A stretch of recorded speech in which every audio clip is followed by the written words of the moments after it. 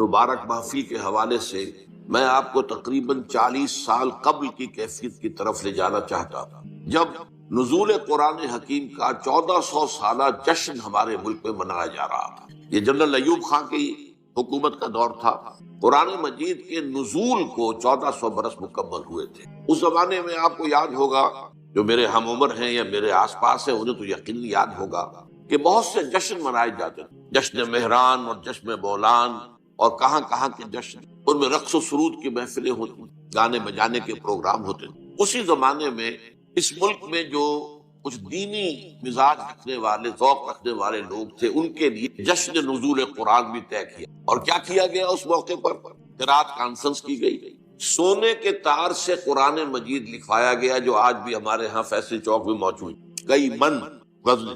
اس وقت مجھے یہ احساس ہوا، میں ابھی لاہور منتقل ہوا ہی تھا اپنی دعوت و تحریک کا آغاز کرنے کے لیے، کہ کیا قرآن مجید اس کام کے لیے نازل ہوا تھا؟ کیا یہ حسن قرات کے مقابلے اور قرات کی محفلیں اور یہ سونے کے تار سے لکھا ہوا قرآن، جو محض ایک دیکھنے کی چیز ہے، ظاہر بات ہے کہ پڑھنے کا تو سوال پیدا نہیں ہوتا۔ تو اس وقت ذہن منتقل ہوا کہ قرآن مجید کے ضمن میں ہمارے اصل فرائض کیا ہیں، اصل ذمہ داریاں کیا ہیں۔ چنانچہ میں نے جنوری 1968 میں 2 تقریریں کی تھی جامع مسجد خضرہ سلم آباد لاہور میں، جن میں اس موضوع پر میں نے خطاب کی۔ بعد میں یہ تقریریں اور مقامات پر بھی ہوئیں، پھر یہ پمفلٹ کی شکل میں شائع ہوئیں۔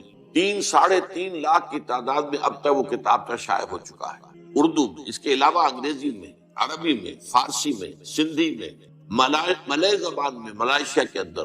تو یہ اللہ تعالیٰ کی طرف سے اس کتابچے کو بہت شرف قبول حاصل۔ آج میں اسی موضوع کو چاہتا ہوں کہ اختصار کے ساتھ آپ کے سامنے رکھوں۔ قرآن مجید کے ہم پر جو حقوق ہیں، پہلے سادہ ترین الفاظ میں سمجھ لیجئے، اصطلاحات جو ہے ثقیل ہوتی ہیں، بعد میں آ جائیں گی۔ پہلا حق یہ ہے کہ ہم اسے مانیں جیسے کہ ماننے کا حق ہے۔ دوسرا حق کیا ہے؟ اسے پڑھیں جیسے کہ پڑھنے کا حق ہے۔ تیسرا حق کیا ہے؟ اسے سمجھیں جیسے کہ سمجھنے کا حق ہے۔ چوتھا حق کیا ہے؟ اس پر عمل کریں جیسے کہ عمل کرنے کا حق ہے۔ اور پانچواں حق یہ ہے کہ اسے دنیا میں پھیلائیں جیسا کہ اس کو پھیلانے کا حق ہے۔ اب ذرا ایک ایک کر کے میں ان کے بارے میں آپ سے مختصر گفتگو کروں گا۔ ہم مانیں قرآن کو جیسے کہ ماننے کا حق ہے، اس کے لیے اصطلاح ہے ایمان، ماننا، ایمان۔ لیکن اس ایمان کے 2 درجے، ایک ہے ایمان باللسان، تصدیق باللسان، اقرار باللسان، ایک ہے تصدیق بالقلب، دل میں یقین کی کیفیت پیدا ہو۔ اب ظاہر بات ہے کہ ہم زبان سے مانتے ہیں کہ قرآن اللہ کا کلام ہے، جو محمد رسول اللہ صلی اللہ علیہ وسلم پر نازل ہوا، اور یہ بعین ہی یوں کا تو موجود ہے، محفوظ ہے۔ یہ ماننا ہمارا، اس سے اسلام کا تقاضا پورا ہو جاتا ہے کہ ہم نے اس کو تسلیم کیا، اس کو مانا۔ یہ ایمان ہمارا قانونی ایمان اس طریقے سے پورا ہوا۔ لیکن اصل ایمان اس وقت ہوگا جب دل میں یقین پیدا ہو جائے کہ یہ اللہ کا کلام ہے۔ یہ دل میں یقین کا پیدا ہو جانا آسان کام ہے، اور جب تک یہ پیدا نہیں ہوتا ہم قرآن کے دوسرے حقوق ادا کر ہی نہیں سکتے۔ پڑھنے میں وقت کاہے کو لگائیں گے؟ پڑھ بھی لیں گے تو سمجھنے کی ضرورت نہیں، جو آج ہمارا حال ہے۔ اول تو وہ لوگ بھی اب بہت کم رہ گئے۔ ایک زمانہ یہ تھا کہ صبح کے وقت آپ اگر مسلمانوں کے محلوں گلیوں میں چلتے تھے تو ہر گھر سے آواز آ رہی ہوتی تھی تلاوت قرآن۔ اب وہ دور ختم ہو۔ قرآن مجید کا پڑھنا، لیکن وہ ناظرہ صرف پڑھ لینا جو ہے وہ تو کفایت نہیں کرے گا، اس کا سمجھنا، اس کے لیے محنت کرنی پڑے گی، مشقت کرنی پڑے گی۔ یہ محنت اور مشقت تو آدمی اسی وقت کرے گا جب یقین ہو جائے کہ یہ اللہ کا کلام ہے۔ اسی لیے میں نے آپ کو جو ابتدا میں آیات سنائی ہے، الرحمن علم القرآن، رحمان نے قرآن سکھایا۔ یہ رحمان کی رحمانیت کا مظہر اتم ہے کہ اس نے، اللہ تعالیٰ نے اپنے بندوں کے لیے یہ قرآن نازل۔ الرحمن علم القرآن خلق الانسان، انسان کو پیدا کیا، علمہ البیان، اسے بیان کی صلاحیت عطا کی۔ اب یہ 4 آیتیں ہیں، اس وقت میں ان کے بارے میں تفصیل سے کچھ عرض نہیں کر سکتا، صرف اس نقطے پر دوبارہ زور دوں گا کہ اللہ تعالیٰ کا جو اسم گرامی الرحمن ہے، جس میں کہ رحمت خداوندی کی ایسی شان سامنے آتی ہے کہ جیسے ٹھاٹھے مارتا ہوا سمندر، اس شان رحمانیت کا مظہر اتم قرآن حکیم۔ دوسری میں نے آپ کو 2 آیتیں سنائی سورہ یونس کی، یا ایھا الناس، اے لوگو، قد جاءتکم موعظۃ من ربکم وشفاء لما فی الصدور وہدی ورحمۃ للمؤمنین۔ دیکھو تمہارے پاس آ چکی ہے نصیحت، موعظت تمہارے رب کی طرف سے، اور جو تمہارے سینوں کے روگ ہیں ان کا علاج، ان کی شفا، اور ہدایت اور رحمت اہل ایمان کے حق میں۔ قل بفضل اللہ وبرحمت، اے نبی ان سے کہہ دیجئے کہ یہ اللہ کے فضل اور اس کی رحمت کا منظر ہے کہ یہ قرآن نازل، فبذلک فلیفرحوا، تو اس پر خوشیاں منائیں کہ اللہ نے اتنا بڑا کرم فرمایا، اپنا کلام ہمیں عطا کر دیا اور اس کی حفاظت کا ذمہ لے لیا۔ ہوا خیر مما یجمعون، یہ قرآن ان تمام چیزوں سے بہتر ہے جو لوگ جمع کرتے ہیں، مال جمع کرتے ہیں، دولت جمع کرتے ہیں، جائیداد بناتے ہیں، یا اور جو مختلف بھی ہماری اس وقت کی جو بھی دلچسپیاں ہیں جس پہ ہم لگے ہوئے ہیں، ہم عطل لگے ہوئے ہیں، دن رات لگے ہوئے ہیں، اگر ہم جان لیں اس قرآن کی عظمت کیا ہے تو ہمیں معلوم ہوگا کہ یہ سب سے زیادہ قیمتی شے ہے، آسمان کے نیچے زمین کے اوپر اس سے زیادہ قیمتی شے اور کوئی نہیں ہے۔ ہوا خیر مما یجمعون، جو کچھ یہ جمع کرتے ہیں ان سے کہیں بہتر، کہیں وقی، کہیں قیمتی شے یہ قرآن۔ لیکن یہ کیفیت ہمارے اندر کب پیدا ہوگی؟ جبکہ ہمیں یقین ہو جائے۔ اور میں آپ کو دعوت دوں گا ایک سیلف سینسر جسے ہم کہتے ہیں، سیلف کریٹیسزم جسے کہتے ہیں، ہم اپنے اپنے گریبانوں میں جھانک کر دیکھیں کیا واقعی ہمیں یقین ہے؟ اگر یقین ہے تو پھر اس کے ساتھ ہمارا طرز عمل کیا ہے؟ کیا ہمیں پڑھتے ہیں اسے جیسے کہ پڑھنے کا حق ہے؟ کیا سمجھتے ہیں جیسے کہ سمجھنے کا حق ہے؟ کیا اس پر عمل کرتے ہیں جیسے کہ عمل کرنے کا حق ہے؟ کیا اسے پھیلا رہے ہیں دنیا میں جیسے کہ پھیلانے کا حق ہے؟ اور اگر ہم یہ نہیں کر رہے تو اس کا صاف مطلب یہ ہے کہ ہم زبان سے تو کہہ رہے ہیں، اقرار باللسان تو اللہ کا شکر ہے کہ ہمیں حاصل ہے اور اسی کی بنیاد پر ہم مسلمان ہیں، لیکن یقین قلبی کی نعمت سے ہم محروم۔ تو میں اس وقت دعا ہی کر سکتا ہوں کہ ہمیں اللہ تعالیٰ قرآن مجید کے منزل من اللہ کلام ہونے پر یقین عطا فرمائے، اس لیے کہ بعد کے جو حقوق ہیں وہ سب اسی کے اوپر جو ہے ان کا دار و مدار ہے۔ اب آئیے نمبر 2، اسے پڑھیں جیسے کہ پڑھنے کا حق ہے۔ قرآن مجید کے پڑھنے کے ضمن میں پہلی بات یہ کہ اس کی تجوید صحیح ہونی چاہیے، مخارج صحیح ہو، ہمیں معلوم ہو قاف اور کاف میں کیا فرق ہے، عین اور حمزہ میں کیا فرق ہے، ہا اور ہا چھوٹی ہے ان میں کیا فرق ہے۔ تو قرآن مجید کو تجوید کے ساتھ پڑھنا، تجوید کے ساتھ اس کی تلاوت کرنا یہ ضروری۔ پھر یہ ہے کہ اسے اپنا روزانہ کا معمول بنانا۔ چنانچہ ہمارے صحابہ کرام رضوان اللہ تعالی علیہم اجمعین کا تو معاملہ یہاں تک تھا کہ بہت سے صحابہ ہر ہفتے ایک مرتبہ قرآن ختم، ان میں سر فہرست حضرت عثمان بن عفان رضی اللہ تعالی عنہ، ہر ہفتے قرآن مجید ختم کرنا یہ ان کے معمولات میں شامل۔ یہی وجہ ہے کہ قرآن مجید کی آپ 7 منزلیں آپ دیکھتے ہیں۔ یہ 7 منزلیں کیوں تھی؟ یہ 7 منزلیں اسی اعتبار سے کہ ایک منزل روزانہ کی تلاوت کر کے ہر ہفتے میں قرآن مجید ختم کر۔ وہ تو بعد میں جب ہمارے اندر زوال پیدا ہو گیا اور وہ ذوق یقین میں کمی آ گئی تو اس کے بعد یہ ہوا ہے کہ پھر ہر مہینے ایک مرتبہ ختم کرنے کے لیے 30 پاروں میں تقسیم کی، لیکن یہ 30 پاروں کا وجود دور صحابہ میں نہیں تھا، یہ بعد کی پیداوار۔ دور صحابہ جو صورتیں ہیں وہ تھی اور صورتیں جو ہے وہ منزلوں میں وہ منقسم تھی۔ تو یہ 7 منزلیں اس لیے تھی کہ روزانہ ایک منزل کی تلاوت کر کے ہر ہفتے میں قرآن ختم۔ اسی کا ایک حق یہ بھی ہے کہ اس قرآن مجید کے پڑھنے کا بہترین وقت وہ رات کی نماز ہے، تہجد کی نماز۔ یا ایھا المزمل قم اللیل الا قلیلا نصفہ او انقص منہ قلیلا او زد علیہ ورتل القرآن ترتیلا۔ اب ظاہر بات ہے کہ اس کے لیے لازم ہے کہ کچھ نہ کچھ قرآن یاد کریں۔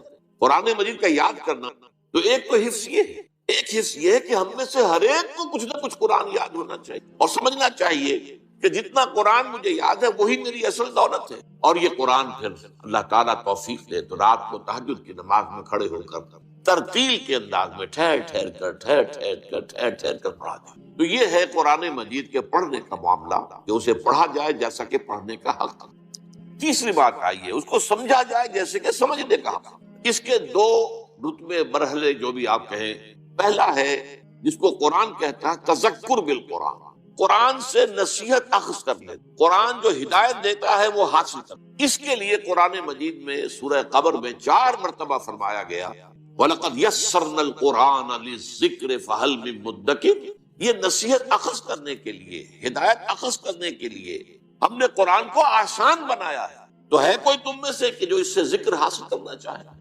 قرآن اس اعتبار سے دنیا کی آسان ترین کتاب ہے، لیکن ایک شرط ہے، چھوٹی سی شرط، اس کو اس کی اپنی زبان میں پڑھا جائے۔ قرآن مجید نازل ہوا، عربی میں نازل ہوا اور عرب ہی پہلے مخاطب تھے، لہذا ان کے لیے بہت آسان کام تھا۔ حضور کی زبان مبارک سے قرآن ادا ہو رہا ہے اور ان کے قلوب پر اور ان کے اذہان میں اترتا چلا جا رہا ہے۔ انہیں کسی دقت کا سامنا نہیں تھا کہ پہلے وہ عربی سیکھیں، عربی گرامر پڑھیں اور پھر قرآن مجید کو سمجھیں۔ لیکن یہ جو تذکر بالقرآن ہے، قرآن مجید سے نصیحت اخذ کرنا، ایک ہے قرآن مجید پڑھ کر صرف ثواب حاصل کرنا، میں اس کی بات تو ختم کر چکا، وہ تو جو تھا پڑھنا، جیسا کہ پڑھنے کا حق اس میں بیان ہو چکا، یقیناً تلاوت سے ثواب حاصل ہوتا ہے، اور آپ ظاہر بات ہے کہ اپنا وقت لگاتے ہیں، وضو کرتے ہیں، بیٹھتے ہیں، قبلہ رخ ہو کر بیٹھتے ہیں، پھر قرآن مجید کو پوری اس کی تعظیم کرتے ہوئے کھولتے ہیں اور پھر قرآن پڑھتے ہیں، تو آپ کی یہ محنت اور آپ کا جو وقت لگا ہے یہ اللہ تعالیٰ کو اس کا ثواب دے گا۔ لیکن ایک ہے تذکر بالقرآن، قرآن سے نصیحت اخذ کرنا، ہدایت اخذ کرنا، وہ صرف پڑھنے سے تو حاصل نہیں ہو جب تک کہ آپ اسے سمجھیں گے، اور اس کی پہلی منزل یہ ہے کہ آپ اتنی عربی ضرور سیکھ لیں کہ آپ قرآن مجید کو تواتر کے ساتھ پڑھتے چلے جائیں اور اس کا ذکر، اس کی ہدایت آپ کے دل اور دماغ میں اترتی جائے۔ اس کے بغیر تذکر حاصل، ثواب حاصل ہو جائے گا، میں پھر عرض کر رہا ہوں، کہیں میری بات کو آپ غلط سمجھیں۔ کچھ لوگ ہیں جو کہتے ہیں کہ بغیر سمجھے پڑھنے سے کوئی ثواب بھی نہیں ہوتا، نہیں، میں اس کا قائل نہیں، اس کے پڑھنے سے، اس کی تلاوت، محض تلاوت سے بھی ثواب حاصل ہوتا ہے، اگرچہ اس میں ایک نقطہ ہے وہ میں بعد میں عرض کروں گا، لیکن یہ ہے کہ اگر آپ کو اس سے کچھ اخذ کرنی، ہدایت اخذ کرنی ہے، نصیحت اخذ کرنی ہے، تو میرے نزدیک میری بات غور سے سن لیجئے، ہر پڑھے لکھے مسلمان کا فرض ہے کہ وہ اتنی عربی سیکھے کہ قرآن مجید کو اپنی آنکھ سے پڑھ سکے۔ ترجمے سے پڑھنے میں وہ تاثیر نہیں، آپ جو ہے ترجمے سے اگر پڑھیں گے تو گویا کہ آپ مترجم کی آنکھ سے پڑھ رہے ہیں، یہ تو اپنی آنکھ سے پڑھنا تو تبھی ہوگا جبکہ آپ عربی زبان سے واقف ہیں اور قرآن کے اور آپ کے درمیان ترجمہ حائل نہ ہو، بلکہ قرآن جسے اقبال کہتا ہے، تیرے ضمیر پہ جب تک نہ ہو نزول کتاب، گرہ کشا ہے نہ رازی نہ صاحب کشاف، براہ راست دل پر نازل ہونا چاہیے، اور اس کے لیے اتنی عربی سیکھنا میرے نزدیک فرض۔ غور کیجئے، آپ نے ایم اے کیا ہے، بی اے کیا ہے، ایم بی اے کیا ہے، اور تعلیم حاصل کی ہے، ڈاکٹری پڑھی ہے، انجینئرنگ، اور عربی اتنی نہ سیکھ سکے کہ قرآن مجید کو پڑھ سکے، کیا جواب دیں گے اللہ تعالیٰ؟ اللہ تعالیٰ کے سامنے حاضری ہونی ہے، قیامت پر ہمارا یقین ہے، یوم یقول الناس لرب العالمین، ہمیں حاضر ہونا ہے، جواب نہیں کرتی ہے۔ تم نے میرے کتاب کی کیا خبر، تم نے اس کے لیے اتنی محنت نہیں کی، تم نے انگریزی اتنی پڑھی کہ انگریزوں کو پڑھا دو۔ بے شمار ہندوستانی اور پاکستانی مسلمان، آپ کو معلوم ہونا چاہیے، انگلینڈ میں اسکولوں کے اندر پڑھا رہے ہیں، انگریزی پڑھا رہے ہیں، لیکن تم اتنی عربی نہ سیکھ سکے، حالانکہ تمہاری اپنی زبان اردو جو ہے اس کا ایک جملہ آپ نہ بول سکتے ہیں، نہ لکھ سکتے ہیں جس میں عربی کا لفظ نہ آئے، جملہ عربی کا لفظ ہے، لفظ عربی کا لفظ ہے، تو یہ تو ہماری زبان کے اندر جو ہے رچی بسی زبان ہے، پھر اس کو تم نے نہیں سیکھا تو ہمارے کلام کی کیا قدر ہے؟ اس کا جواب جو ہے آج ہی سوچ لیجئے، یہ گھڑی محشر کی ہے، قرصۂ محشر میں ہے، پیش کر غافل عمل کوئی اگر دفتر میں ہے، اپنے آپ کو امیجن کیجئے، تصور کیجئے کہ اللہ کے حضور میں کھڑے ہیں اور وہاں سوال ہو رہا ہے کہ تم نے میری کتاب، جسے میں نے اپنی رحمانیت کا مظہر قرار دیا، جس کے بارے میں کہا قل بفضل اللہ وبرحمتہ فبذلک فلیفرحوا، تم نے اس کی کیا قدر؟ تو یہ ہے تذکر بالقرآن، جو آسان ہے، لیکن اس کے لیے بھی عربی زبان کا اتنا فہم ضروری ہے کہ وہ براہ راست آپ اسے پڑھیں اور اس کا ذہن، اس کا فکر، اس کی سوچ، اس کی ہدایت آپ کے قلب اور ذہن میں اترتی ہے۔ اس سے آگے کا معاملہ ہے تدبر قرآن، افلا یتدبرون القرآن ام علی قلوب اقفالها، کتاب انزلناہ الیک مبارک لیدبروا آیاتہ ولیتذکر اولو الالباب۔ تدبر قرآن کی شرائط جو ہیں وہ بڑی کڑی ہیں، گہرائی میں اتر، قرآن مجید کی گہرائیوں میں غوطہ زنی، جسے اقبال کہتا ہے کہ قرآن میں ہو غوطہ زن اے مرد مسلمان۔ اس کو میں ایک سادہ سی مثال سے سمجھایا کرتا ہوں، دیکھیے سمندر میں اگر کوئی آئل ٹینکر جو ہے وہ ٹوٹ جائے، حادثہ ہو جائے، لیک کر جائے، تو تیل جو ہے اس سے اتر نکل کر سمندر کی سطح پر رہتا ہے، وہ تیل نیچے نہیں جاتا۔ اب آپ کو معلوم ہے اوپر تو وہ تیل کی سطح ہے، اس کی ایک لیئر ہے، اور نیچے آپ کو معلوم ہے بہت میلوں جو ہے گہرا پانی۔ بالکل یہ معاملہ ہے کہ قرآن سے تذکر اخذ کر لینا تو ایسے ہے جیسے سمندر کی سطح کے اوپر وہ تیل ہے، بہت آسان تھا، لیکن قرآن کے علم و حکمت کی گہرائیوں میں اترنا وہ تو ایسے ہی ہے کہ جیسے موتی حاصل کرنے کے لیے غوطہ زنی کرنی پڑتی ہے اور سمندر کی تہ سے جا کر موتی حاصل کیے جائے۔ یہ تدبر قرآن ہے، جس کے اعتبار سے میں آپ کو ایک مثال دے رہا ہوں۔ حضرت عمر رضی اللہ تعالی عنہ کے صاحب زادے حضرت عبداللہ ابن عمر رضی اللہ تعالی عنہما وہ فرماتے ہیں، میں نے صرف سورہ بقرہ 8 سال میں ختم۔ اب آپ غور کیجیے، عربی ان کی اپنی زبان، اور شان نزول وہ تو ان کے سامنے نازل ہوا ہے، اس پورے ماحول کا وہ جز تھے۔ معلوم ہوا قرآن مجید کی گہرائیوں میں اترنا اور ان گہرائیوں تک رسائی حاصل کرنا آسان کام نہیں، it's a lifelong process. اور اس کا اصل کام کیا ہے آج کے دور میں؟ دیکھیے قرآن جس زمانے میں نازل ہوا، ابھی تمدن بہت سادہ تھا، ابھی کوئی بہت پیچیدگیاں نہیں تھی، ابھی انسان کا اجتماعی نظام وہ اتنا گمبھیر نہیں ہوا تھا جتنا آج ہو گیا ہے۔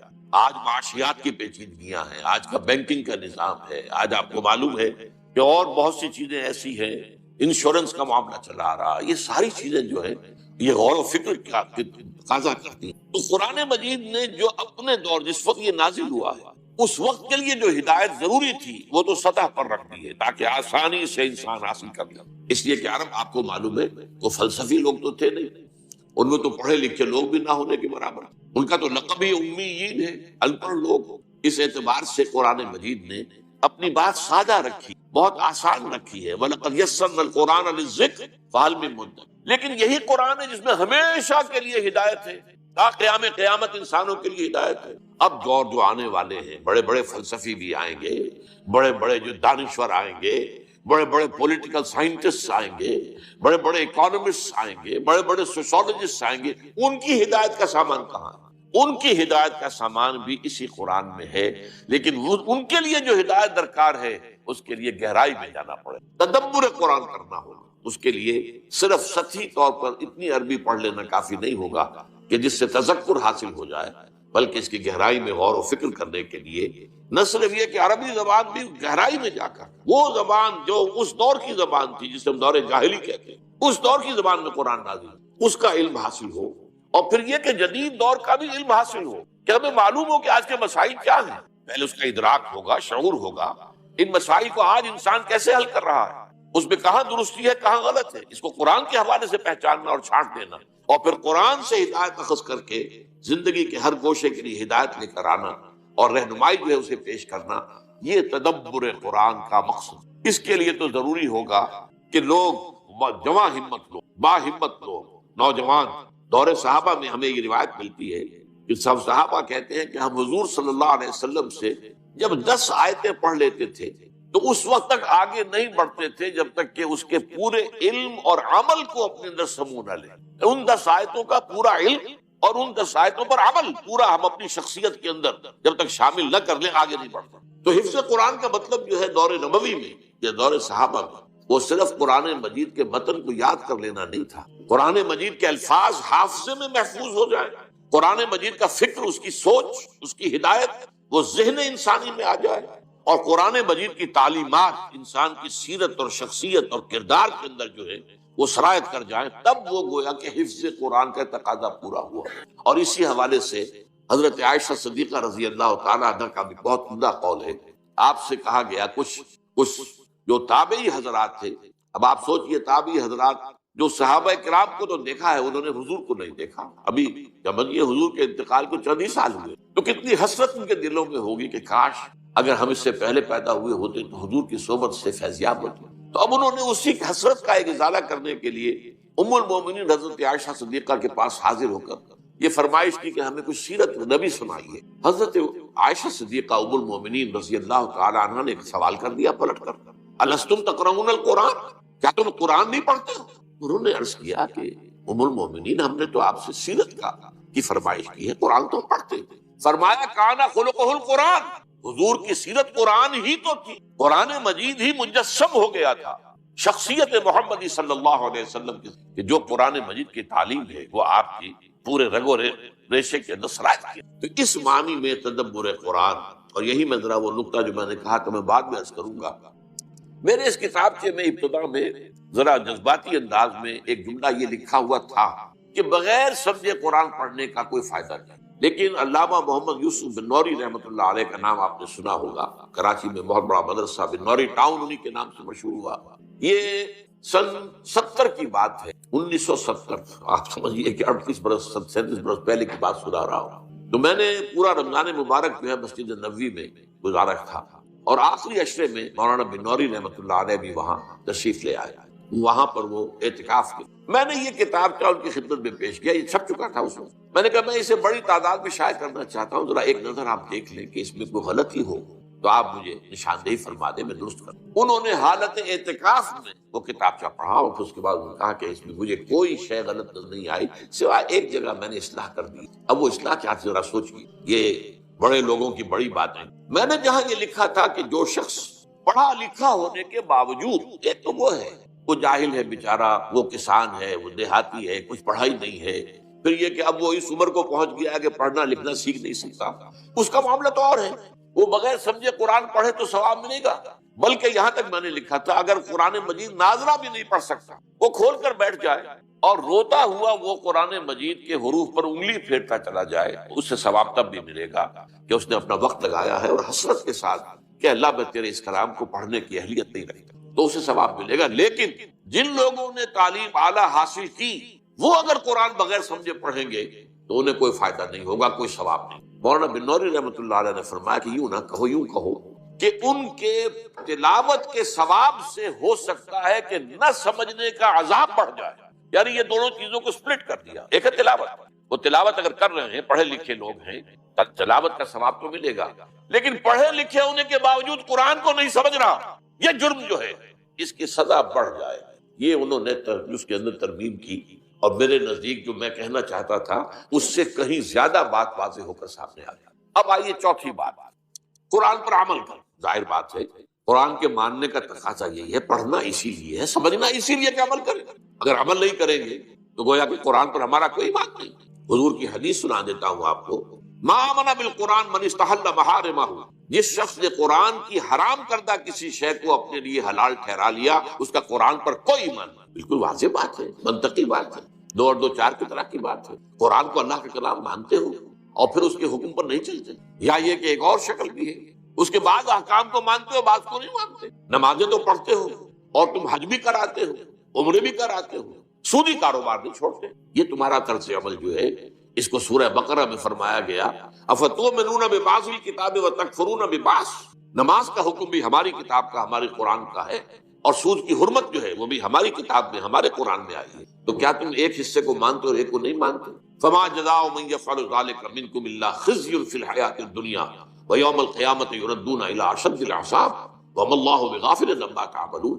اس آیت کا ترجمہ کرتے ہوئے لرزہ طاری ہوتا ہے۔ تو جو کوئی بھی تم میں سے یہ حرکت کرے گا کہ ایک حصے کو مانا ایک کو نہیں مانا، ایک پر عمل ہے اور ایک کو پاؤں تلے رون دیا ہے، اس کی اس کے سوا کوئی سزا نہیں ہے کہ دنیا میں ذلیل و خوار کر دیے جائے اور قیامت کے دن شدید ترین عذاب میں جھونکے۔ نوٹ کیجیے، اشد العذاب، اشد کا لفظ اردو میں بھی آپ بولتے ہیں، اشد، شدید ترین، اشد العذاب، وما اللہ بغافل عما تعملون، اور جو کچھ تم کر رہے ہو اللہ اس سے غافل نہیں۔ اس عمل بالقرآن کے بھی دو پہلو، اس کے لیے میں اصل میں آپ کو ان اصطلاحات قرآن سے ذرا مانوس کر دینا چاہتا ہوں۔ حکم بالقرآن اور اقامت ما انزل من اللہ، یہ دو اصطلاحات۔ حکم بالقرآن، قرآن کے ذریعے سے فیصلہ کرنا، کیا صحیح ہے کیا غلط ہے، قرآن کے حوالے سے اپنی جو رائے بنانی ہو قرآن کے ذریعے سے بنانا۔ اس کے لیے سورہ مائدہ میں ایک ہی رکوع میں 3 فتوے اللہ کے آئے ہیں، ذرا نوٹ کر لیجیے۔ وَمَن لَّمْ يَحْكُم بِمَا أَنزَلَ اللَّهُ فَأُولَٰئِكَ هُمُ الْكَافِرُونَ وَمَن لَّمْ يَحْكُم بِمَا أَنزَلَ اللَّهُ فَأُولَٰئِكَ هُمُ الظَّالِمُونَ وَمَن لَّمْ يَحْكُم بِمَا أَنزَلَ اللَّهُ فَأُولَٰئِكَ هُمُ الْفَاسِقُونَ۔ 7واں رکوع سورہ مائدہ کا یہ 3 دفعہ یہ بات آ گئی، جو لوگ اللہ کی اتاری ہوئی شریعت اور اللہ کی اتاری ہوئی ہدایت کے مطابق فیصلے نہیں کرتے، وہی تو کافر ہیں، وہی تو مشرک ہیں، ظالم ہیں۔ اور ظالم قرآن مجید کی اصطلاح میں مشرک کے لیے آتا، ان الشرک لظلم عظیم، اور وہی تو فاسق ہیں، وہ تو اللہ کے باغی ہیں۔ اب اس اعتبار سے غور کیجئے، آج امت مسلمہ اللہ کی نگاہوں میں کیا ہے؟ ابھی میں نے جو آیت آپ کو سنائی تھی سورہ بقرہ کی کہ ہم دنیا میں ذلیل و خوار کر دیتے، تو آج دنیا میں ذلیل و خوار ہم ہیں کہ نہیں؟ آج کیا ہے؟ آج عزت ہمارے پاس ہے یا امریکہ کے پاس ہے؟ آج کس کا غلغلہ ہے؟ کس کے پاس طاقت؟ ہم تو آپ کو معلوم ہے دنیا کے اندر جو اس وقت وہ سمجھے جاتے ہیں کہ بہت ہی کمزور قوم، بہت ہی ذلیل قوم، جو لوگ جو ہے اپنے معاملات درست نہیں چلا سکتے۔ اور آج ہمارا حال کیا ہے؟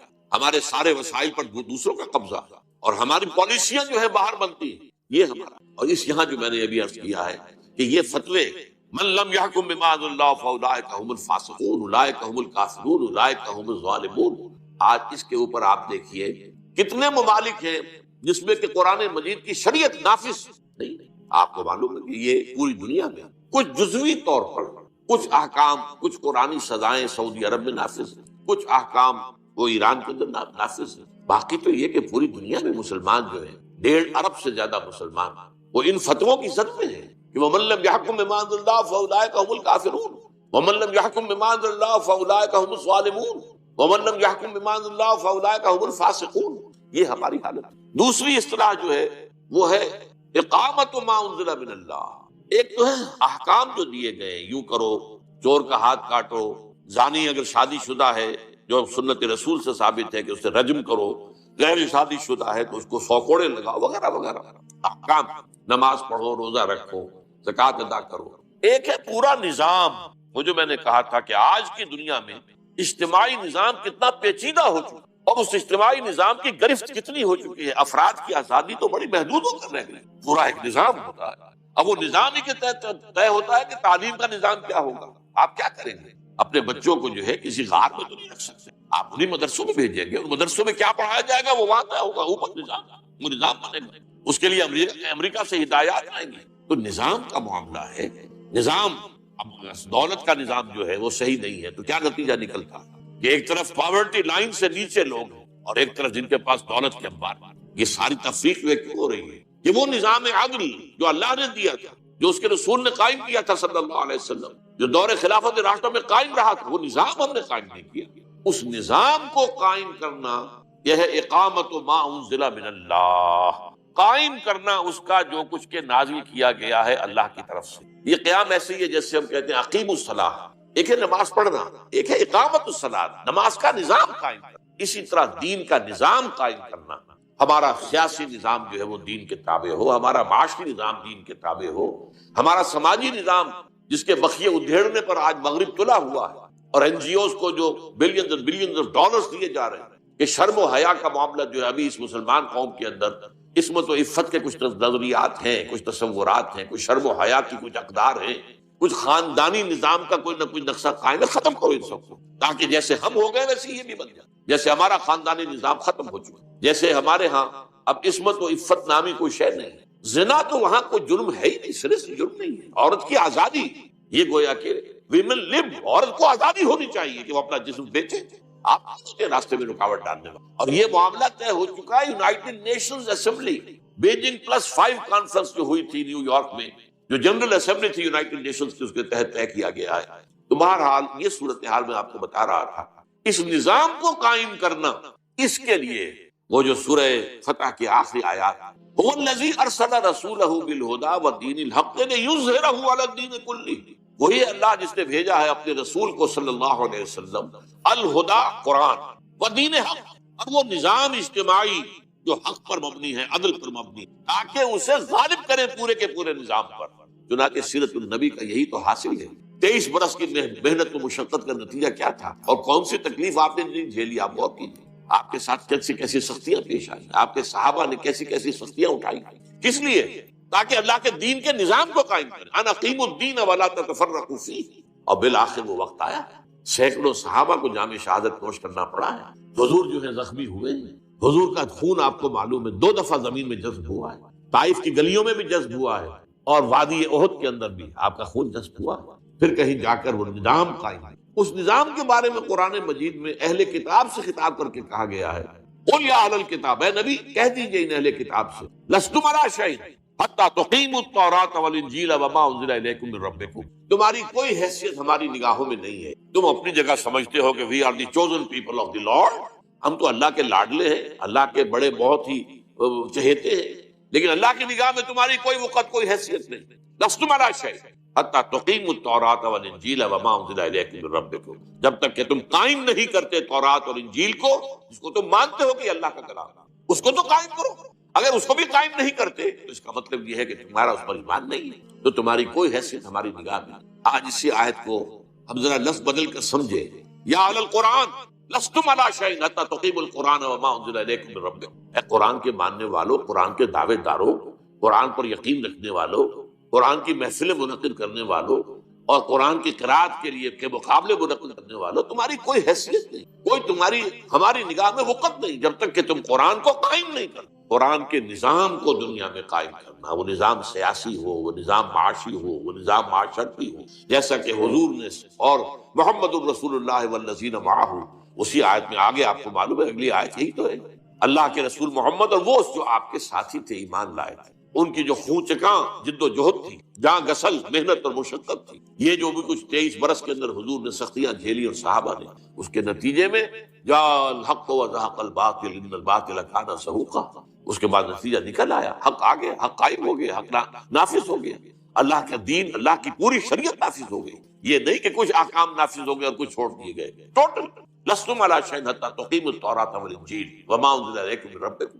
تو یہ ہے قرآن پر عمل کے دو درجے. ایک ہے حکم بالقرآن، قرآن ہی کے ذریعے سے فیصلے کرنا، قرآن ہی کے ذریعے سے اپنی آراء بنانا. ایک ہے اقامت ما انزل من اللہ، جو قرآن تم پر نازل کیا گیا ہے اس کو قائم کرو، اس کا نظام برپا کرو. اب دیکھیے آخری چیز رہ گئی، اس قرآن کو پھیلاؤ، اس کو عام کرو.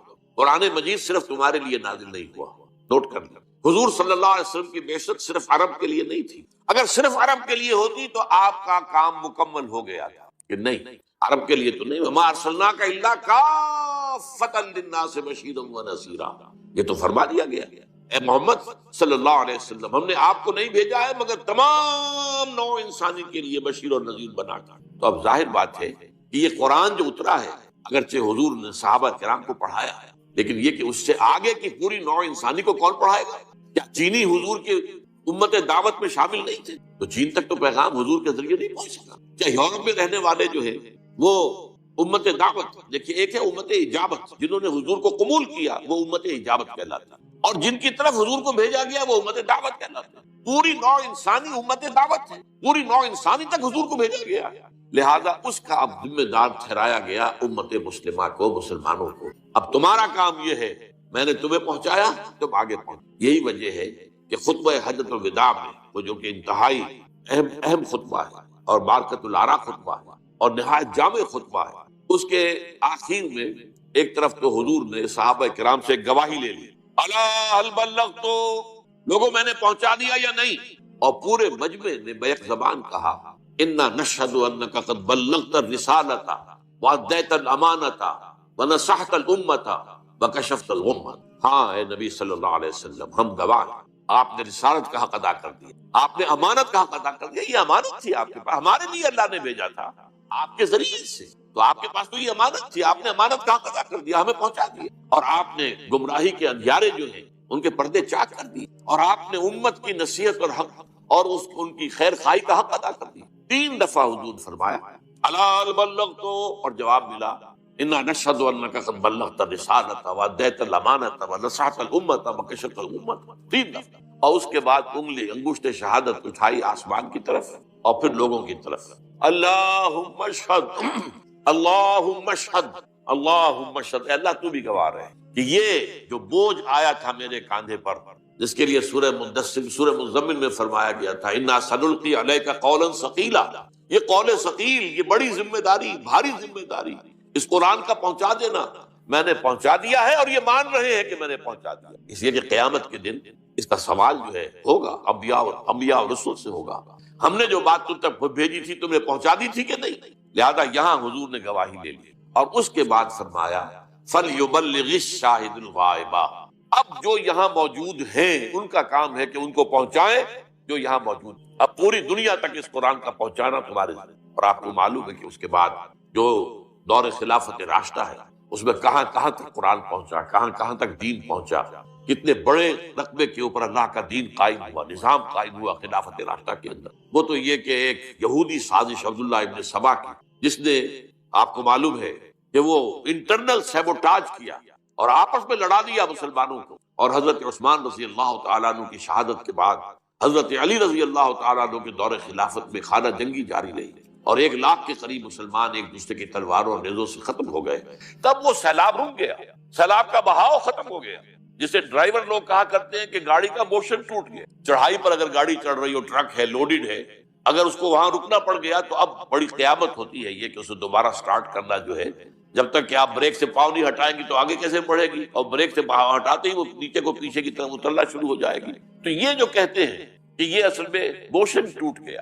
تو عالم اسلام کا جو بھی سلسلہ چل رہا تھا اور اسلام کی دعوت و تبلیغ، اور صرف دعوت و تبلیغ نہیں، جیسے کہ حضور نے عرب میں صرف دعوت و تبلیغ نہیں کی، دین کو قائم، اسی طرح اس سیلاب میں صرف دعوت و تبلیغ نہیں تھی بلکہ دین کو قائم کرنا بھی تھا، نظام اللہ کا قائم ہوا.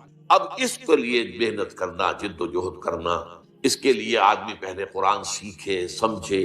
اسی لیے اس کے لیے فرمایا، حضرت عثمان رضی اللہ تعالی عنہ سے روایت ہے، اور یہ بخاری شریف کی روایت ہے، جو آپ کو معلوم ہے کہ جو احادیث کے مجموعے ہیں ان میں سے ٹاپ کا مجموعہ جو ہے صحیح بخاری ہے. حضرت عثمان رضی اللہ تعالیٰ عنہ فرماتے ہیں کہ حضور نے ارشاد فرمایا خیرکم من تعلم القرآن وعلمہ، لوگوں جان لو تم میں سے بہترین لوگ وہ ہیں جو قرآن سیکھے اور سکھائیں، قرآن پڑھے اور پڑھائیں۔ یہاں تک فرمایا گیا ہے کہ بلغوا عنی ولو آیتن، پہنچاؤ میری جانب سے اور مائی بہاف، کیونکہ میں پوری نوع انسانی کے لیے بھیجا گیا ہوں۔